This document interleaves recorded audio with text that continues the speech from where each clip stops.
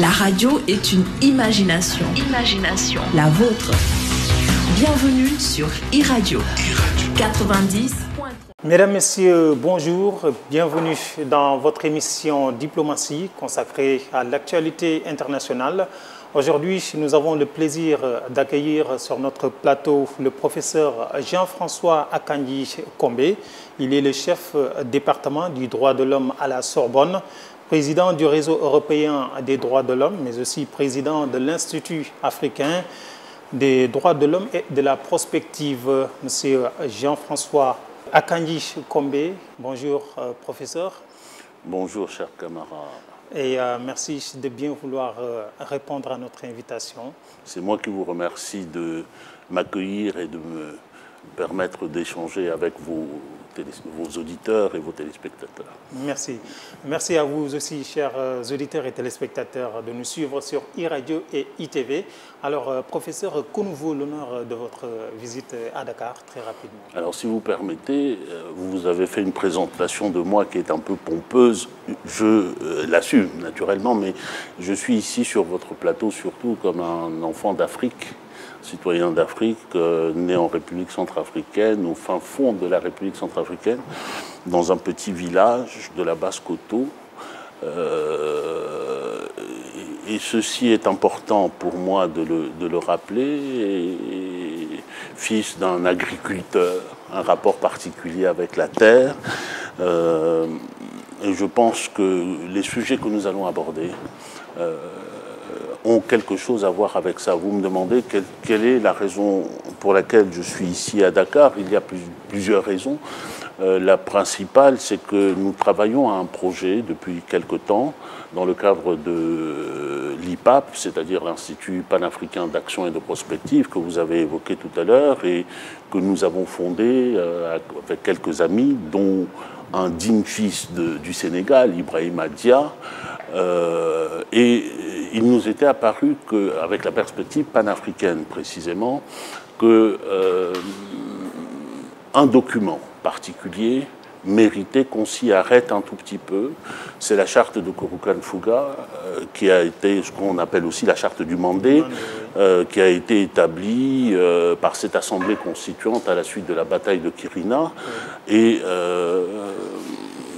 en tant que panafricain, moi j'ai été frappé par ce texte, d'abord par sa modernité, par le fait que des sujets qu'on nous présente aujourd'hui ou des enjeux qu'on nous présente comme étant des enjeux modernes, de la vie moderne d'aujourd'hui, voire du monde mondialisé dans lequel nous sommes et qui viendrait d'Europe ou d'Amérique, en réalité, ce sont des sujets qui ont été abordés dès le XIIIe siècle par des Africains dans un contexte très particulier. D'abord, la charte de Korukan-Fuga, pour moi, c'est l'acte le plus démocratique qui soit. Soundiata Keita, vous imaginez un chef de guerre qui a toute la force de briser tout obstacle devant lui, décide, après la bataille majeure, de confier à une assemblée le soin de décider des règles communes, des lois communes qui vont gouverner. Quel chef aujourd'hui disposant de ce pouvoir pourrait le faire? Et puis, on y retrouve des sujets tels que le rapport avec l'environnement. Aujourd'hui, on nous parle beaucoup de droits de l'environnement, de développement durable, mais ce sont des valeurs africaines avant même qu'il y ait la grande charte anglaise, avant qu'il n'y ait la déclaration de droit américaine, avant qu'il n'y ait la déclaration française des droits de l'homme, nous avions un acte fondamental. Donc, c'est autour de cela que nous voulons nous retrouver ici à Dakar et à Paris pour nous interroger sur les bases africaines d'une pensée moderne et pour la construction d'institutions proprement africaines reposant sur des traditions africaines. Et il n'est pas non plus inintéressant, nous aurons à y réfléchir sur le rapport entre le droit, les règles communes et l'oralité ou l'écriture. Donc c'est autant de questions. Bon, je viens ici rencontrer les collègues, baliser le terrain. Voilà. Bien. Alors là, à partir de vos explications, on peut dire que l'Afrique dispose donc des référentiels. Bien sûr, mais il faut partir du fait que nous avons un problème en tant qu'Africains dans l'ère où nous sommes. J'ai dit à une autre fois que, en réalité, nous, Africains, nous nous pensons comme une sorte de provocation à la norme. La norme, ce n'est pas nous. La norme, ce sont les autres. Et nous regardons les autres et nous disons, voilà comment ils réfléchissent, voilà comment ils fonctionnent, voilà les traditions qu'ils adoptent, et nous essayons de copier. Alors que nous avons un fonds commun africain.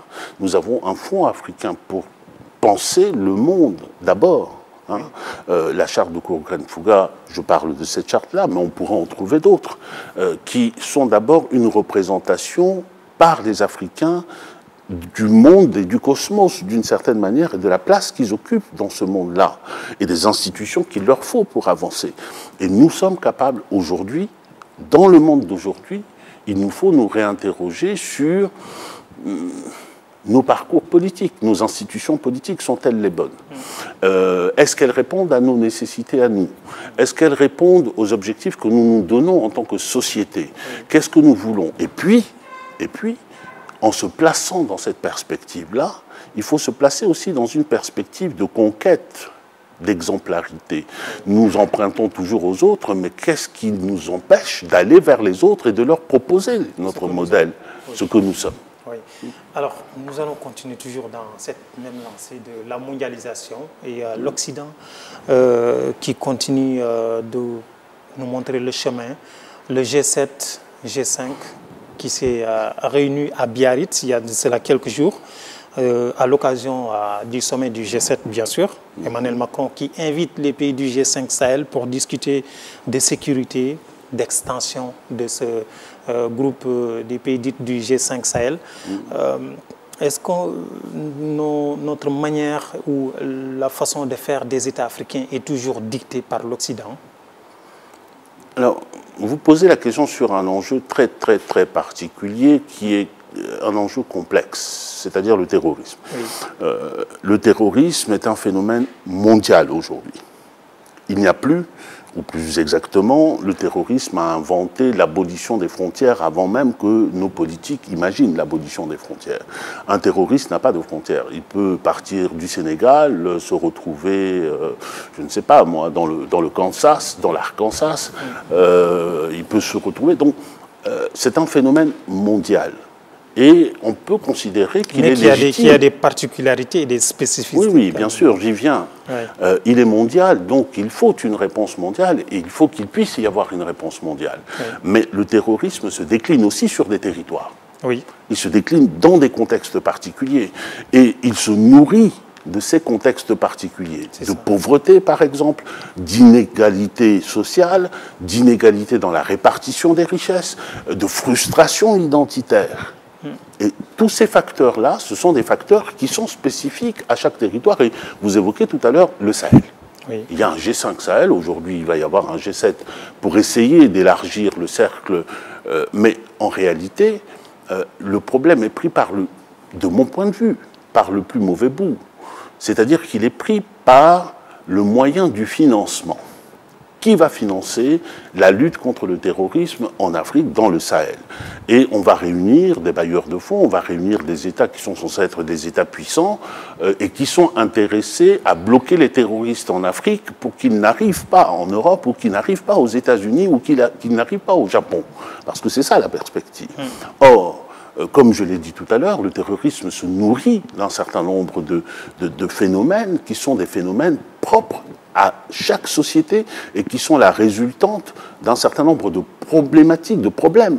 Par exemple, le problème de la gouvernance. Oui. On y reviendra peut-être tout à l'heure. Est-ce que le pouvoir politique qui est là gère de la même manière les citoyens, quelle que soit leur origine, au nord, au sud, à l'est, à l'ouest? Les ressources du pays, est-ce que ces ressources bénéficient aux gens du pays? Est-ce qu'on ne fait pas de discrimination dans l'entrée à l'école, dans l'entrée dans l'éducation, dans l'entrée dans la fonction publique, ou pour les activités commerciales ou les activités économiques? Est-ce qu'on ne... Donc, il y a tous ces facteurs-là, cette marginalisation est le fruit d'une politique. Et si on ne résout pas cette équation-là politique, on peut agiter tout ce qu'on veut, on ne réussira pas. Et le deuxième facteur qui fait que je me dis que la solution n'est pas adaptée, c'est que aujourd'hui, quand vous regardez le G5 Sahel, le G7 demain Sahel, les forces qui sont sur le terrain, ce sont lesquelles? Ce sont des brigades, ce sont des forces, tout ce qu'il y a, je dirais, de conventionnel, de traditionnel. Le terrorisme tel qu'il se présente aujourd'hui, avec une petite exception de Boko Haram à un moment donné, il n'a pas de territoire. Il ne lutte pas pour conquérir des territoires. Il n'a pas une armée régulière. Il a des méthodes qui sont des méthodes, y compris, c'est fongieux, oui. C'est quelque chose de mobile, ça traverse les frontières, oui. C'est quelque chose qui s'adapte oui. Tout le temps, et on ne se donne pas les moyens de pouvoir lutter efficacement contre cela. Oui. Peut-être qu'on y reviendra oui, tout à l'heure. Au-delà des moyens, professeur, est-ce que, malgré que nos États n'ont pas les moyens de faire face à ce phénomène, est-ce que la solution pourrait venir de l'Occident? Emmanuel Macron, par exemple, qui donne les clés de sortir de cette crise. L'initiative peut être louable.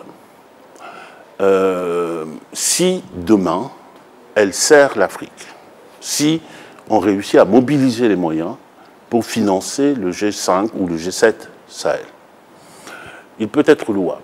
Mais est-ce qu'il est à long terme? Je pose la question et je doute. Parce que c'est la main qui finance qui va dicter les priorités. Absolument. Ces priorités sont ses propres priorités, ne sont pas les priorités africaines. Oui. Par ailleurs, comme je le disais tout à l'heure, si le ressort du terrorisme, ce sont des conséquences de politiques désastreuses, il faudrait peut-être modifier les problématiques politiques dans nos pays, et ça, il n'appartient pas à l'Occident de le faire. Et il nous faudra combien de temps pour arriver à cela? Ah, ça, je n'en sais rien. Je n'en sais rien. La violence a toujours existé, elle existera toujours. Cette forme de violence particulière-là, je crains qu'elle ne soit là pour longtemps si nos États ne s'adaptent pas. On a besoin, par exemple pour les États du Sahel, on a besoin, pour contrer la mobilité de ces groupes terroristes-là, d'avoir des États qui coopèrent vraiment en abolissant entre eux-mêmes les frontières, y compris les frontières physiques, les frontières techniques. Échange de renseignements, par exemple, ce n'est pas une question de frontières physiques. Hein. Oui. Et qu'on a des États qui vont s'échanger des renseignements en même temps qu'ils luttent contre des groupes, qui prennent la dimension de la dissémination de ces groupes. Vous savez, une expérience tout à fait particulière, vous parlez de G5 et de G7 Sahel, le fait est aujourd'hui que quand vous prenez la carte de l'Afrique, vous avez une sorte de ceinture des dispositifs antiterroristes, oui. Qui couvrent l'espace libyen, qui couvrent tout le Sahel, qui couvrent la Corne de l'Afrique notamment, et vous avez, et puis un peu l'Afrique de l'Ouest, oui. Et vous avez au milieu de cela une sorte de zone qui est une zone molle, où vous avez des pays comme la République centrafricaine, le Soudan, la République démocratique du Congo, la République du Congo, et puis le Cameroun, par exemple, qui ne sont couverts par aucun dispositif antiterroriste. Oui. Et aujourd'hui, il se trouve que nous avons eu, dans une fonction que j'occupais, l'Assemblée nationale de la République centrafricaine avait défendu un projet au niveau des Grands Lacs pour dire, nous, en tant qu'État africain, membres de la conférence internationale de la région des Grands Lacs, nous devons nous doter des moyens de lutter non pas seulement contre le terrorisme, mais aussi contre les groupes armés, les actions transfrontalières des groupes armés. Et initiative africaine, venant des États africains, qui n'a pas abouti, en tout cas pas pour l'instant, et c'est dommage, parce que c'est de cette manière-là, par la coopération entre les États, en éliminant les frontières, en tournant le dos à cette tendance qu'ont nos chefs d'État à se considérer comme des roitelets autour d'un territoire oui. Où on peut ériger des murs. Oui. Aujourd'hui, ce monde-là oui. ne peut pas faire face. C'est ça. Alors, on va revenir au Sahel, oui. Même si on ne peut pas dissocier ces pays d'Afrique de la région des Grands Lacs. Il a beaucoup été question lors de ce sommet des pays du G5 Sahel, oui. Mais la Libye qui semble être oubliée dans tout ça. La question libyenne est une question... elle fait partie du problème. C'est même la source du problème. La dissémination des armes que nous avons dans le Sahel aujourd'hui est née de cette guerre désastreuse que le président Sarkozy a déclenchée, je ne dis pas contre la Libye, mais contre Kadhafi, et qui a détruit les institutions de ce pays, a détruit l'une des armées qui était les plus puissamment armées dans la région, et ces armes se retrouvent dans la nature. Ça fait partie du problème. Mais aujourd'hui, vous imaginez bien que dès lors que c'est la France qui prend le leadership du G5, et que en réunissant quelques États, l'Allemagne notamment, et aujourd'hui en espérant amener autour de la table les États-Unis, la Libye est une pomme de discorde. Tous ces États ont des intérêts extrêmement différents en Libye, soutiennent des groupes qui sont extrêmement différents. La Libye est le problème. Aujourd'hui, le Sahel, il faudrait arriver à avoir une politique globale. Le problème aujourd'hui, c'est qu'avec les autres États du Sahel, qui sont des États avec des gouvernements identifiés, reconnus, légitimes, on peut travailler. Mais aller en Libye, vous allez travailler avec qui? Avec le président Sarraj, dont la légitimité est contestée, avec le général Haftar. Vous allez travailler avec les tribus libyennes, qui restent encore aujourd'hui la base même, le soubassement du pouvoir libyen. Donc, le problème est extrêmement complexe. C'est l'une des raisons pour lesquelles, quand vous posiez la question tout à l'heure de savoir combien de temps ça va durer, personne ne peut dire combien de temps ça va durer, parce que nous avons des sources d'alimentation un peu partout. C'est ça. C'est ça. Et au-delà même du terrorisme, l'immigration clandestine aussi, qui touche beaucoup à l'Afrique subsaharienne surtout. Ces nombreux bras valides qui traversent l'océan pour rejoindre l'Europe. Nous avons parlé de la dissémination des armes, mais une autre des conséquences funestes de la destruction de la Libye, c'est que ce territoire est devenu un no man's land. Il n'y a plus de règles. Un territoire sans maître, sans règles. C'est le terrain de jeu de tous les brigands de la terre, de tous les trafics, de tous les pouvoirs qui sont illégitimes et illégaux. Et c'est la raison pour laquelle, quand vous parlez de l'immigration, c'est de l'immigration illégale dont il s'agit. C'est ça. Cette immigration illégale, y compris, qui se traduit aussi par des phénomènes de résurgence de l'esclavage. On a des ventes d'esclaves d'Afrique subsaharienne. C'est une question très, très préoccupante, puisque nous sommes ici entre Africains, dans la perspective panafricaine. Nous avons un discours dans lequel nos chefs d'État nous disent « nous sommes tous des frères ». Entre l'Afrique du Nord, l'Afrique subsaharienne, nous sommes tous des frères. Mais regardez le sort que subissent nos frères noirs quand ils osent traverser la frontière du désert. Ils sont traités comme des moins que rien, pire que des bêtes. Et tout cela dans le silence, dans un silence assourdissant de l'Union africaine, dans un silence assourdissant de nos chefs d'État qui devraient être porteurs de cette revendication-là, que tout Africain soit traité sur le continent africain comme un être humain avec des droits. Il peut avoir violé la loi, il doit en répondre, mais il n'a pas à être traité de façon inhumaine dans l'indignité. C'est ça, mais dans un pays où règne le chaos, ce n'est toujours pas évident Dans un pays où règne le chaos, ce n'est pas évident. Et ce n'est pas évident, mais il y a... on n'arrive pas en Libye comme cela. On traverse d'autres frontières avant d'arriver en Libye. Bien sûr. Et nous allons retourner au G7. Si vous voulez. Voilà, le président Macky Sall qui dit, je cite, « Nos préoccupations seront prises en compte, notamment sur des thématiques comme la lutte contre l'évasion fiscale et la fraude fiscale qui ruinent nos pays. » Quel commentaire faites-vous de cette déclaration du président Macky Sall? Il parle des industries étrangères, bien sûr. C'est une affirmation qui pèse, qui vaut son pesant d'or, si l'on peut dire, si je peux dire. C'est une affirmation qui est la description d'une réalité qui plombe l'Afrique, l'évasion fiscale. Le problème de l'évasion fiscale, d'ailleurs, c'est qu'on n'en a pas une idée exacte. Les chiffres que nous avons ne peuvent pas être des chiffres réels, parce que le propre de l'évasion fiscale, c'est que ceux qui le pratiquent sont des spécialistes de l'esquive des procédures, et donc ils passent à travers les mailles du filet.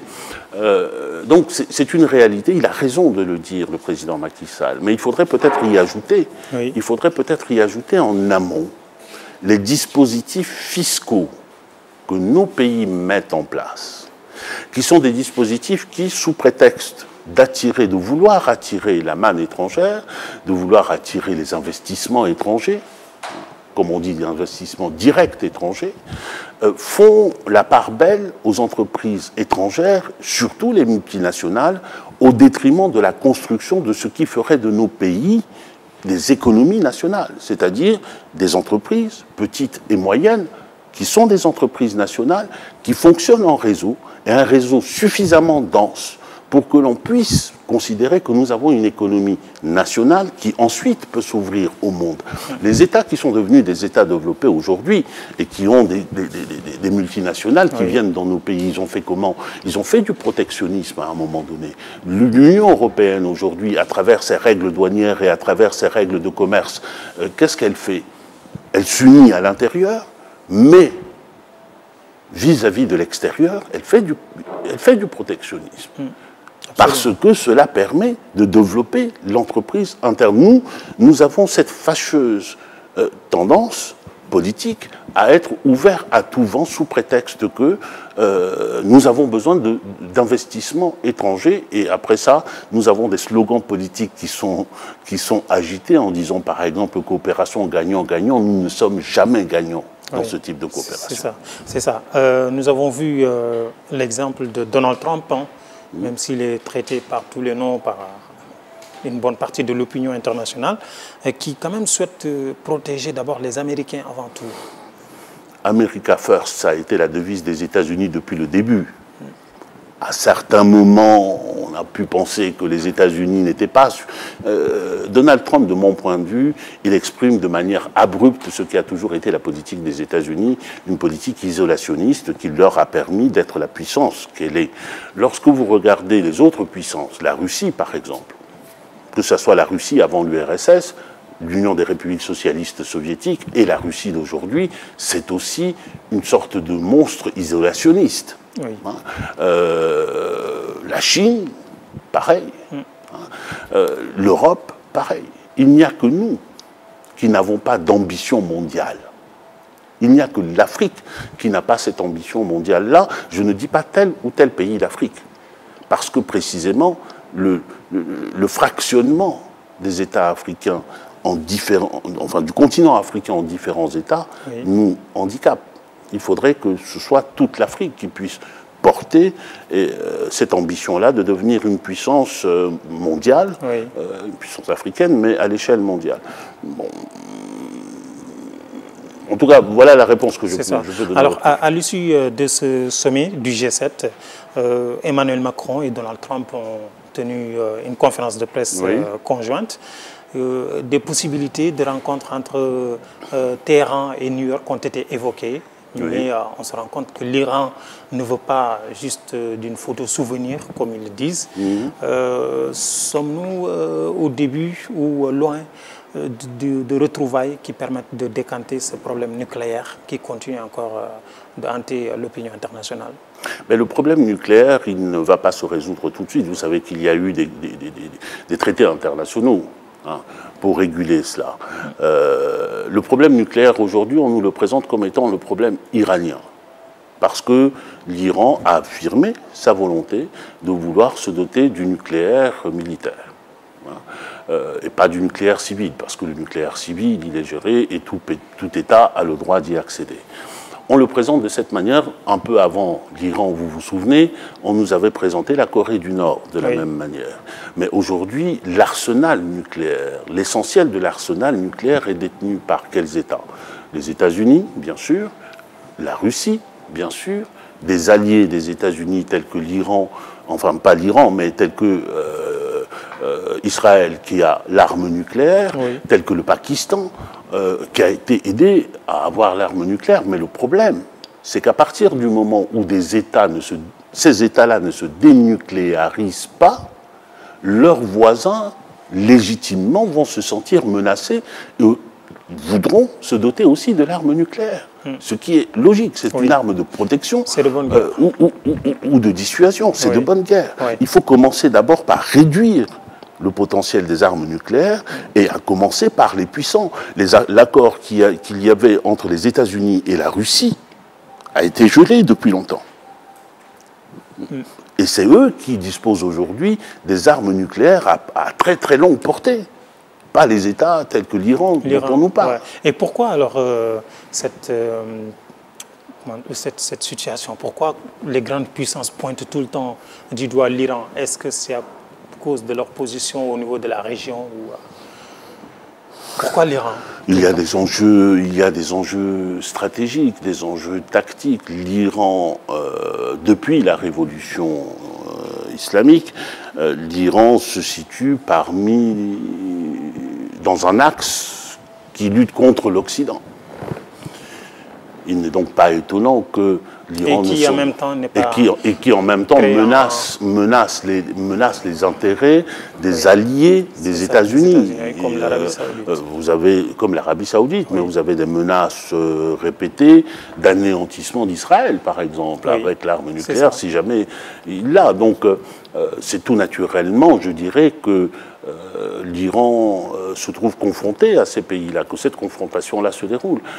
Maintenant, je pense qu'il faut la politique qui avait été menée par le président Obama, qui consistait à calmer un peu le jeu et à entrer en discussion, parce que, après tout, il n'y a que par la discussion et par la négociation qu'on peut sortir de ce type de cycle-là. Oui, avec des conditions qu'oppose Donald Trump. Bien sûr. Quand il dit qu'il n'est pas question qu'on laisse l'Iran se doter d'armes nucléaires, il pose tout de suite...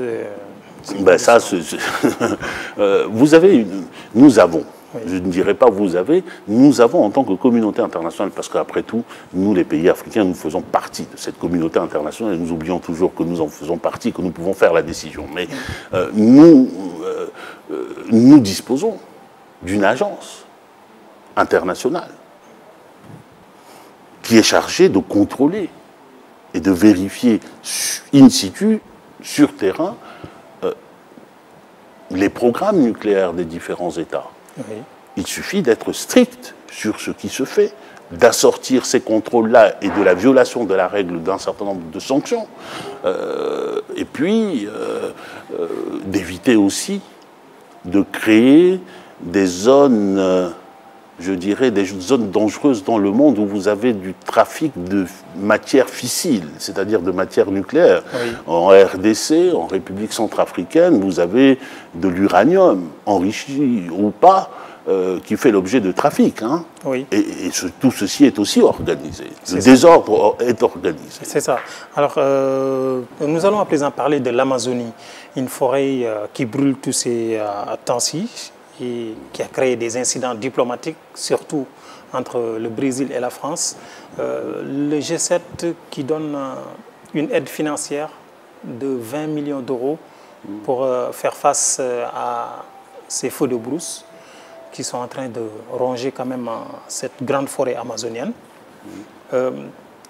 C'est quoi le problème entre le Brésil et la France? Le Brésil qui refuse cette aide? Parce que tout simplement, peut-être que le président brésilien a été pointé du doigt d'avoir négligé... Oui, nous avons là un paradoxe, Ibrahima, qui, de mon point de vue, dépasse le Brésil, dépasse la France et dépasse... Et ce n'est pas seulement un paradoxe, c'est, je dirais presque, une voie sans issue. La forêt amazonienne, c'est le poumon, un des poumons de la planète. Oui. Il présente un intérêt pour la sauvegarde de notre espèce et de notre terre. 15% de la planète. De la planète. Et pourtant, alors que c'est un bien commun, il se trouve placé dans des frontières. Oui. Ces frontières sont les frontières d'un pays, le Brésil, qui, au nom de sa souveraineté, peut décider de détruire, ou en tout cas de mener une politique qui n'est pas très attentive à la sauvegarde, dont les conséquences peuvent affecter le monde, et pas seulement le monde d'ailleurs, au-delà.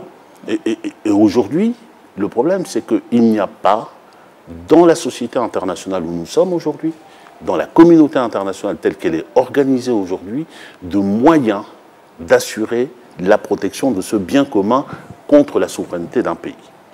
Et donc, nous assistons à des batailles qui sont des batailles perdues d'avance parce que les feux de forêt se poursuivent, l'exploitation sauvage, parce que c'est de là qu'est venu que sont venus ces feux-là. Il se trouve qu'avec l'élection du nouveau président brésilien d'extrême droite, et qui n'est pas seulement d'extrême droite, mais qui est aussi anti toutes les thèses que l'on considérait comme convenues jusqu'à aujourd'hui, il a décidé de libéraliser l'exploitation de la forêt amazonienne. Et ceci au détriment, sans tenir compte des populations. Nous parlons là des forêts qui sont brûlées, mais nous ne parlons pas des êtres humains qui vivent là, dont c'est le territoire, ni des espèces dont c'est le territoire. Et c'est cet ensemble-là, cet écosystème, et qui est en train d'être, cet écosystème humain aussi, qui est en train d'être détruit. Aujourd'hui, il n'y a pas de solution. On va assister à des combats de coqs, mais ces combats de coqs-là, au-delà du rapport de force, ils ne donneront rien parce qu'aujourd'hui, la France est d'une puissance qui est sans doute égale à celle du Brésil en termes de poids diplomatique. Peut-être même que la France a un poids diplomatique aujourd'hui un peu moindre que le Brésil dans le monde où nous vivons. Oui, mais la forêt amazonienne qui ne concerne pas seulement le Brésil, hein, il y a d'autres pays, même la France qui a son territoire d'outre-mer, la Guyane, qui aussi... La France...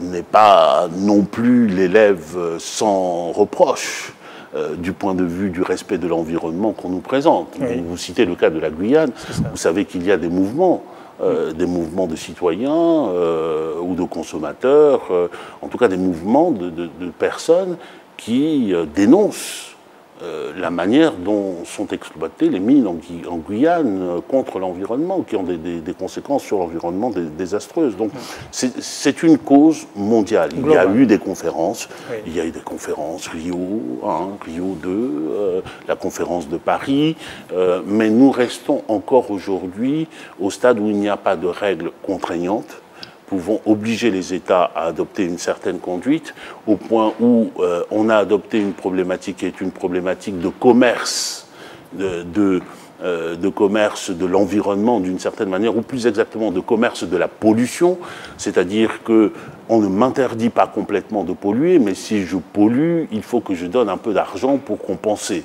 Ce n'est pas cet argent-là qui va sauver notre planète. C'est ça, et au détriment de la nature. Alors, nous allons à présent parler de votre pays d'origine, la Centrafrique. Vous êtes conseiller juridique de Abdelkarim Mekassoua, qui est l'ancien président de l'Assemblée nationale, qui a été démis de ses fonctions par le président centrafricain, ou par son parti, si on peut le dire ainsi. Aujourd'hui, qui est devenu votre collaborateur, Abdelkarim Mekassoua? Alors, il faut d'abord que je vous précise, M. Camara, que j'ai été entre 2016, juin 2016 et novembre 2018, j'ai effectivement été conseiller juridique du président de l'Assemblée nationale de l'époque, qui n'était autre qu'Abdelkarim Mekassoua, avant qu'il ne soit destitué. Lorsqu'il a été destitué, j'ai démissionné de mes fonctions, non pas parce que j'avais un deal particulier avec Abdelkarim Mekassoua, mais parce que je ne pouvais pas supporter la manière dont cette destitution a été effectuée de la manière la plus inconstitutionnelle possible.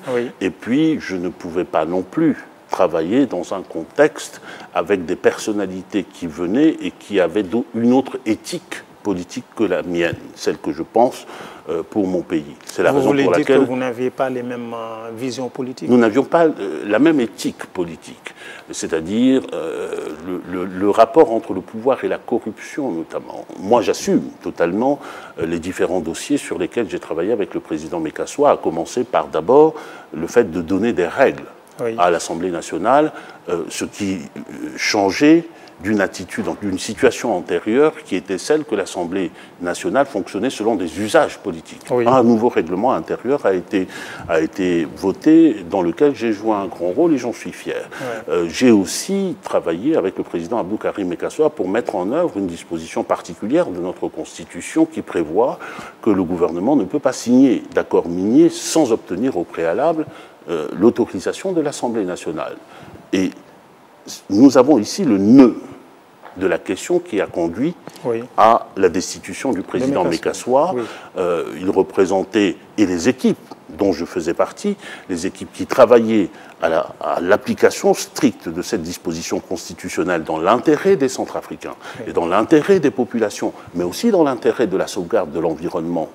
Ce qu'on a vu arriver ensuite, le contraire arriver ensuite, ces équipes, ceci, je l'assume totalement. Maintenant, depuis que j'ai démissionné des fonctions de conseiller juridique, je ne suis pas plus attaché à Abdou Karim Mekassoua que je ne le suis à d'autres compatriotes, bien entendu. Oui. Je le suis avec beaucoup de sympathie parce que je sais que sur un certain nombre de dossiers, nous partageons les mêmes valeurs, nous partageons les mêmes principes et nous partageons la même exigence.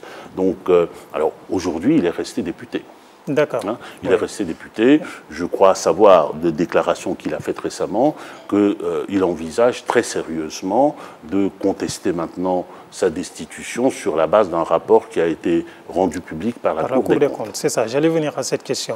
Alors, lui, on l'appelle M. Oudi, à Bangui. J'ai eu cette information. Oui. Et il se retrouve épinglé par la Cour des comptes. Vous êtes bien informé. Il se retrouve épinglé par la Cour des comptes. Nous n'avons pas beaucoup de temps ici pour évoquer ce rapport de la Cour des comptes que j'ai lu, que j'ai traversé d'une certaine manière. Il faut rappeler tout de même que ce rapport de la Cour des comptes a été demandé dans un contexte particulier. Le président Abdou Karim Mekassoua, qui était allé se faire soigner, a été évacué sanitairement en France, avait fait l'objet de plusieurs accusations de détournement de fonds. Il y a eu une affaire de détournement de 120 millions. Et de népotisme.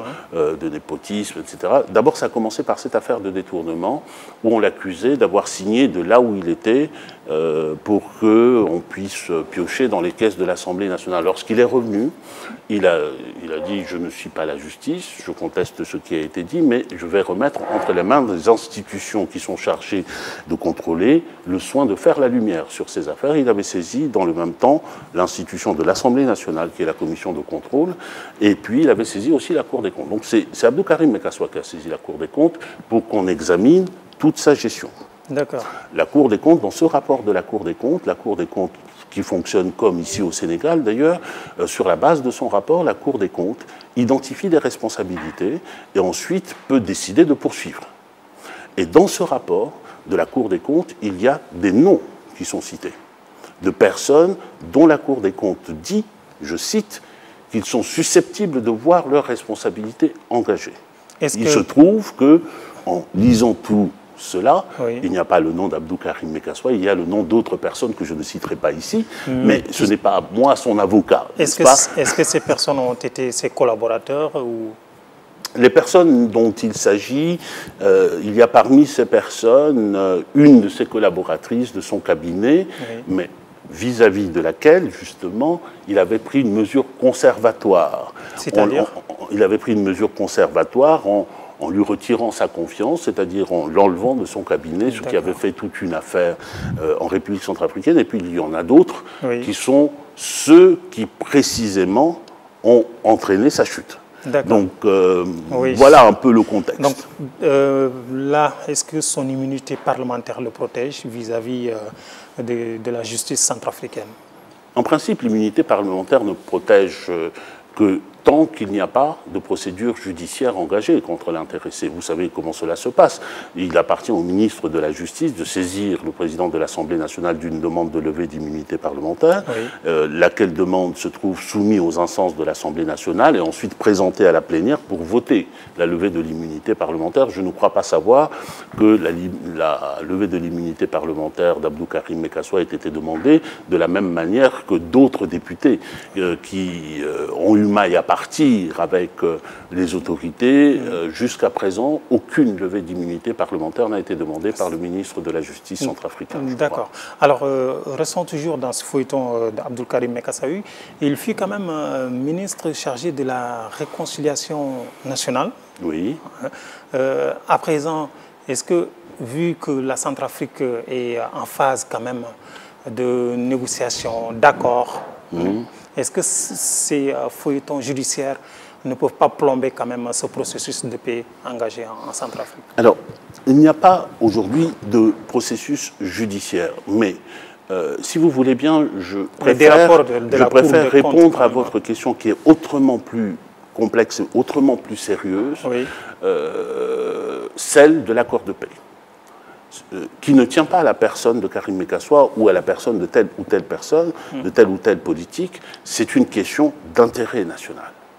La réussite du plan de paix, ou la réussite plus exactement du processus de paix. Le fait est aujourd'hui que nous avons un accord qui a été obtenu au forceps par l'Union africaine, avec l'appui de l'Union africaine et de la communauté internationale, a été négocié à Khartoum, a été signé à Bangui. Nous nous trouvons aujourd'hui, plus de 3 mois, 5 mois après cet accord. Et malheureusement, aujourd'hui, on ne voit pas le bout du tunnel. Si vous voulez, nous reviendrons sur les raisons pour lesquelles on ne voit pas le bout du tunnel. Oui. Mais non seulement cet accord ne donne pas satisfaction, mais dès le départ, j'étais de ceux, avec mon organisation, il se trouve que je préside une organisation qui est une organisation citoyenne, Citoyens debout et solidaires Centrafrique. Nous avions dit que tel qu'il avait été construit, et sur la maquette, le schéma qui avait été retenu, oui. Cet accord ne résoudra pas la crise. Et nous n'étions pas les seuls à le dire. Et en fait, malheureusement, nous voyons se concrétiser toutes les craintes que nous avions. L'accord de Khartoum est un pacte signé entre un chef d'État, le président Faustin-Archange Touadéra, et des chefs de groupes armés, dont les principaux sont des étrangers mercenaires. Ali Darassa, Al-Khatim, Sidiki. Qui viennent de quel pays? Qui viennent, selon certains, du Cameroun, s'agissant de Sidiki, qui viendrait du Tchad, s'agissant de Al-Khatim, qui viendrait du Niger ou d'ailleurs, en tout cas dans cette zone-là, oui. S'agissant de Ali Darassa. Et ce sont ces personnes-là qui sont allées signer un accord national avec le chef de l'État, dans un tête-à-tête, alors que ce qui avait été réclamé, ce qui était réclamé par les Centrafricains, était qu'il puisse y avoir à la table des négociations toutes les forces vives de la nation, et surtout que les victimes se retrouvent à la table des négociations. Et donc, on avait déjà le ver dans le fruit. Puis, dans cet accord, c'est un accord d'amnistie, qui ne dit pas son nom, hein. Il n'y a pas le mot amnistie. Il n'y a pas le mot amnistie oui. Dans l'accord. Oui. Mais c'est un accord qui absout les chefs des groupes armés de tous les crimes qu'ils ont commis. Mais ce n'est pas ce que M. Mankeur Ndiaye a dit il y a de cela 2 semaines sur notre plateau. Je me doute. Oui. Je me doute que M. Mankeur Ndiaye, pour qui j'ai beaucoup d'estime d'ailleurs... Le représentant de Guterres, voilà. Qui dit qu'il n'y a pas dans les accords un seul article qui mentionne que ces groupes armés... Ben nous disons la même chose, M. Mankeur Ndiaye et moi. Oui. Qu'il n'y a pas le mot dans l'accord. Amnistie. Mais là où je m'inscris en faux, c'est qu'il y a la lettre et il y a l'esprit de l'accord. Il y a la lettre de l'accord et il y a le dispositif tel qu'il a été mis en place. Je vais vous expliquer très très simplement. Oui. Lorsqu'on dit, dans un accord comme celui-ci, que les groupes armés, les chefs des groupes armés sont devenus des partenaires de la paix, qu'on vous dit par ailleurs que ces groupes armés vont participer au pouvoir en étant nommés ministres, conseillers à la présidence, conseillers à la primature, chefs de région militaire. Est-ce que c'est la voie de la justice? Est-ce que vous imaginez un seul instant que eux ayant été promus aux affaires partageant l'exercice du pouvoir, le ministre, leur collègue, ministre de la Justice, va venir les chercher en Conseil des ministres pour les emmener devant le juge. Vous imaginez un peu cela? Et est-ce que vous aviez souligné tous ces dysfonctionnements? Nous avions souligné. Nous l'avions souligné d'abord pour dire une chose, parce que le gouvernement et l'Union africaine se réclament d'un document qui est un document essentiel, en tout cas d'un processus qui est un processus essentiel, c'est le Forum de Bangui en 2015. Le Forum de Bangui en 2015, c'était une réunion, une conférence nationale, où il y avait les représentants de tout le territoire, toutes les régions étaient représentées, hein, y compris la diaspora d'ailleurs, et moi, j'avais... à cette époque-là, rempli les fonctions de rapporteur général, rapporteur de la commission gouvernance, et je me souviens très très bien de ce qui avait été dit. Et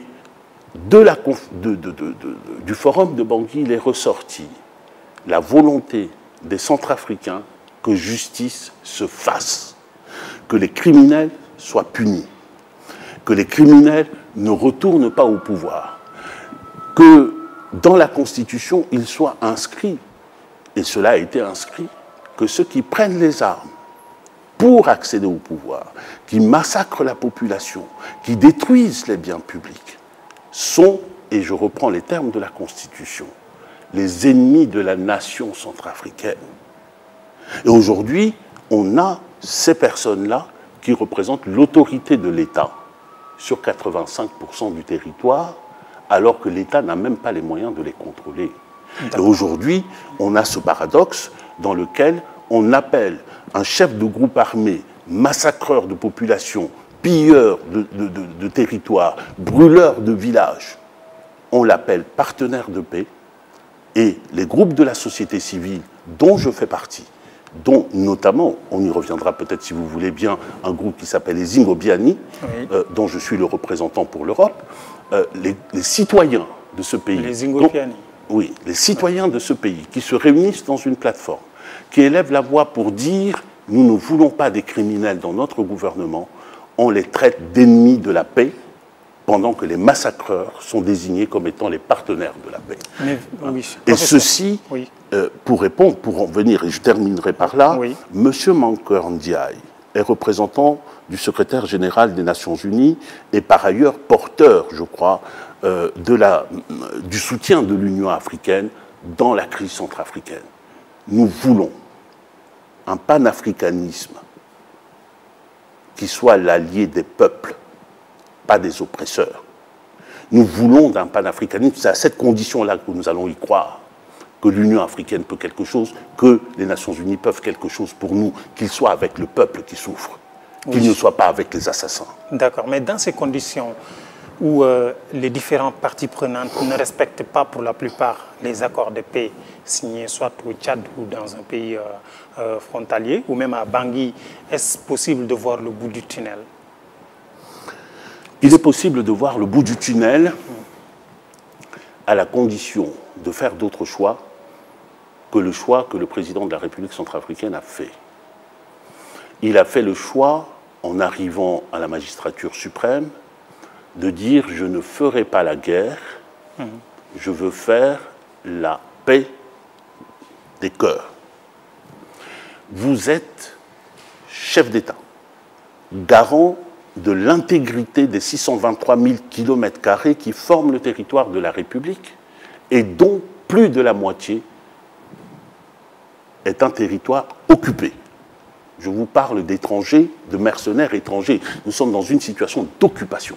Oui. Si vous dites « je ne suis pas venu faire la guerre », vous vous faites le complice de l'occupation de votre territoire et peut-être de sa dislocation demain. Lorsqu'il était possible de faire autrement, pourquoi? L'Assemblée nationale de la République centrafricaine avait adopté une initiative qui avait cet avantage d'être une initiative pensée, conçue par des Centrafricains pour la République centrafricaine avec quatre grands principes. Premièrement, le processus de paix doit être dirigé par les institutions républicaines puisque nous avons renoué avec la légalité constitutionnelle. Assemblée nationale, président de la République, Premier ministre, gouvernement, mais aussi les autres institutions. Ça, c'est le premier principe. Deuxième principe, les victimes au centre. C'était un principe novateur parce que depuis le début de la crise centrafricaine, des crises répétitives centrafricaines, à aucun moment vous n'avez vu aucune victime à la table des négociations ou avoir voix au chapitre. Troisièmement, lutte contre l'impunité. Et quatrièmement, négociation, bien sûr, de paix, mais dans un cadre qui est défini par la Constitution et surveillé par les institutions républicaines. De ces 4 principes-là, qui formaient une proposition qui a été remise au chef de l'État et qu'il a refusé de prendre. Oui. Nous pouvions espérer autre chose que ce que nous sommes en train de vivre aujourd'hui. Donc il est possible de faire autrement. Et je pense, personnellement, mais pas seulement personnellement, que les ressources pour sortir de là sont dans les Centrafricains, en République centrafricaine. C'est ça. Vous avez rédigé la Constitution centrafricaine. Pensez-vous, parlant de ces ressources, qu'il est possible que ce pays revienne à la normale avec l'exploitation abusive des ressources et la dégradation de la nature? Mais aussi, l'autre question que j'aimerais poser, c'est de savoir, est-ce qu'il est possible de revenir à la paix en Centrafrique sans les pays voisins? C'est 2 questions différentes. Je vais essayer d'y répondre d'abord en disant que je n'ai pas, très rapidement, je n'ai pas participé à la rédaction de la Constitution de la République centrafricaine. En revanche, j'ai participé à la rédaction des principes majeurs qui ont conduit à la rédaction de la Constitution. Je vous parlais tout à l'heure du Forum de Bangui. Et justement, l'un des principes qui est ressorti dans la Constitution à travers l'article 60 dont je vous parlais tout à l'heure, l'obligation de demander l'autorisation préalable de l'Assemblée nationale, elle vient du Forum de Bangui. D'accord. Cette disposition était une disposition qui était née de la volonté des Centrafricains. Les gens qui étaient là, qui représentaient la population centrafricaine, n'étaient pas nécessairement des lettrés. On a vu des interpellations, notamment de l'ambassadeur de France, sur le comportement des entreprises françaises, minières françaises, dans le passé, pendant le Forum de Bangui. On a vu des gens se lever pour dire « il y a des mines dans notre région, on l'exploite, nos enfants ne peuvent même pas aller à l'école, nos enfants ne peuvent pas se soigner ». C'est la raison pour laquelle on avait dit dans la Constitution, cette disposition, c'est, pour la résumer, c'est plus jamais ça. Plus jamais ça. Et pour qu'il n'y ait plus jamais ça, il faut de la transparence. Et cette transparence doit passer par un contrôle par les élus du peuple de la manière dont les contrats sont passés et par la publicité des contrats. Or, tout ceci rompt avec l'envie de prédation de ceux qui sont au pouvoir. Je ne parle pas seulement du président de la République, mais je parle d'un entourage qui est un entourage de prédateurs aujourd'hui. C'est une autorité publique à Bangui et en République centrafricaine. Et donc, voilà une disposition qui aurait pu servir de fer de lance à une dynamique africaine fructueuse. Vous avez au Sénégal des dispositions sur les ressources nationales qui ont été introduites, mais qui sont un peu en deçà de ce qui avait été prévu à Bangui initialement, mais qui maintenant est totalement dévoyé. Il faut souhaiter qu'on revienne à cela. Maintenant, votre deuxième question, vous dites est-ce qu'on peut s'en sortir? Oui. Sans les pays voisins. Sans les pays voisins, je ne le crois pas. On ne peut pas s'en sortir sans les pays voisins, d'abord parce que nous sommes un pays qui dépend de tous les pays voisins en tant que pays enclavé. Parce que nous avons besoin de nos voisins pour contrôler nos frontières. Je parlais tout à l'heure de la capacité des groupes armés à traverser les frontières et à jouer le jeu entre les frontières. Nous avons besoin aussi, dans cet espace commun, de ramener une sécurité pour nous, mais aussi pour les autres. C'est-à-dire que la République centrafricaine ne serve plus de base arrière pour aller attaquer ses voisins ou ne serve pas de territoire où on organise des coups d'État comme cela s'est vu, notamment en Guinée équatoriale récemment. Donc nous avons besoin des États voisins et nous avons besoin d'entrer en discussion. Je conçois bien que nous avons, tous les pays ont entre eux des inimitiés, des petits dossiers, mais l'art de la diplomatie est précisément de se saisir de tout cela et d'aller vers une entente parce qu'il n'y aura de paix en République centrafricaine que par l'entente avec les pays voisins. Et cette paix en République centrafricaine sera aussi le gage de la paix au Tchad, au Cameroun, au Congo et au Soudan. Merci beaucoup, professeur Jean-François Akanji-Kombe. C'est moi qui vous remercie, Monsieur Camara. Très heureux de vous recevoir sur ce plateau. Merci à vous, chers téléspectateurs. Nous arrivons au terme de votre émission Diplomatie, qui recevait le professeur et chef du département des droits de l'homme de Sorbonne. Nous vous donnons rendez-vous mercredi prochain sur iRadio pour un autre numéro de Diplomatie. Merci et à bientôt. La radio est une imagination. La vôtre. Bienvenue sur iRadio 90.